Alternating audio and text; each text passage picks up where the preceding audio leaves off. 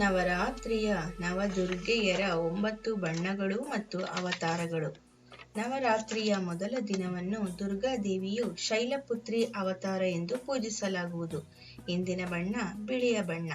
ಪರ್ವತರಾಜನ ಮಗಳಾದ ಶೈಲಪುತ್ರಿಯನ್ನ ನಿಸರ್ಗದ ಮಾತೆ ಎಂದು ಪರಿಗಣಿತವಾಗಿದೆ.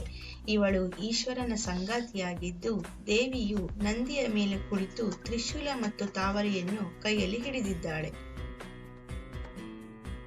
ನವರಾತ್ರಿಯ 2ನೇ ದಿನ ಬ್ರಹ್ಮಚಾರಿಣಿ ದೇವಿಯನ್ನು ಪೂಜಿಸಲಾಗುವುದು. ಇಂದಿನ ಬಣ್ಣ ಕೆಂಪು.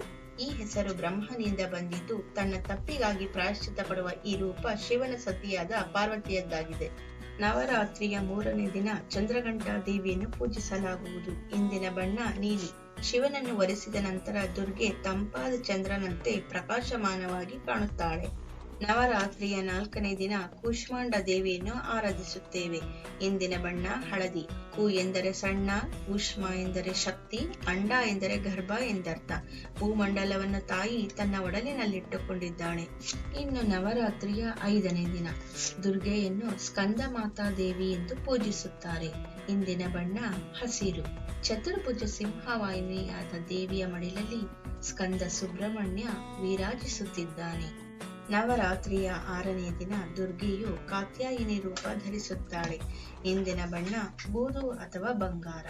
ಮಹಿಷಾಸುರ ಎಂಬ ರಾಕ್ಷಸನನ್ನು ಸಂಹಾರ ಮಾಡಲು ದೇವಿ ಎತ್ತಿದ ಅವತಾರವಿದು. ಆದ್ದರಿಂದ ಇವಳಿಗೆ ಮಹಿಷಾಸುರ ಮರ್ದಿನಿ ಎಂಬ ಹೆಸರಿದೆ.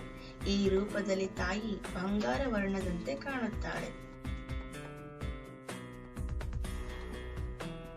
ನವರಾತ್ರಿಯ 7ನೇ ದಿನ ದುರ್ಗೆಯು ತನ್ನ ಉಗ್ರ ರೂಪವಾದ ಕಾಳರಾತ್ರಿಯ ರೂಪವನ್ನು ಧರಿಸುತ್ತಾಳೆ. ಇಂದಿನ ಬಣ್ಣ ಕೇಸರಿ ಅಥವಾ ಕಪ್ಪು.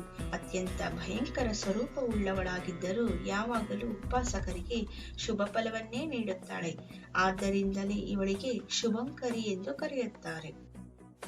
ನವರಾತ್ರಿಯ 8ನೇ ದಿನ ದುರ್ಗೆಯು ಮಹಾಗೌರಿ ರೂಪ ಧರಿಸುತ್ತಾಳೆ.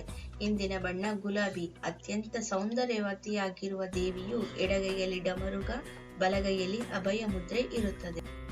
ನವರಾತ್ರಿಯ ಕೊನೆಯ ದಿನ ಅಂದರೆ 9ನೇ ದಿನ ದೇವಿಯು ಸಿದ್ಧಿದಾತ್ರಿ ರೂಪವನ್ನು ಧರಿಸಿದ್ದು, ತಾಯಿ ಕಮಲದ ಹೂವಿನ ಮೇಲೆ ಆಸೀನಳಾಗಿದ್ದಾಳೆ. ಇಂದಿನ ಬಣ್ಣ ನೇರಳೆ ಅಥವಾ ಕೆಂಪು. ಸಿದ್ಧಿ ಎಂದರೆ ಶಕ್ತಿ, ಧಾತ್ರಿ ಎಂದರೆ ಕೊಡುವವಳು ಎಂದರ್ಥ. ತಾಯಿ ಶಂಖ, ಚಕ್ರ, ಕಮಲ ಹಾಗೂ ಗದೆಯನ್ನು ಹಿಡಿದಿದ್ದು, ದೇವಿಯು ಈಶ್ವರನ ದೇಹವನ್ನು ಪ್ರವೇಶಿಸಿ ಅರ್ಧ ಭಾಗದಲ್ಲಿ ನೆಲೆ ನಿಂತ ದಿನ, ಅರ್ಧನಾರೀಶ್ವರಿ ಆದ ದಿನ. ಈ ವಿಡಿಯೋ ಇಷ್ಟವಾದಲ್ಲಿ ಲೈಕ್ ಮಾಡಿ, ಕಮೆಂಟ್ ಮಾಡಿ, ಶೇರ್ ಮಾಡಿ. ಧನ್ಯವಾದ.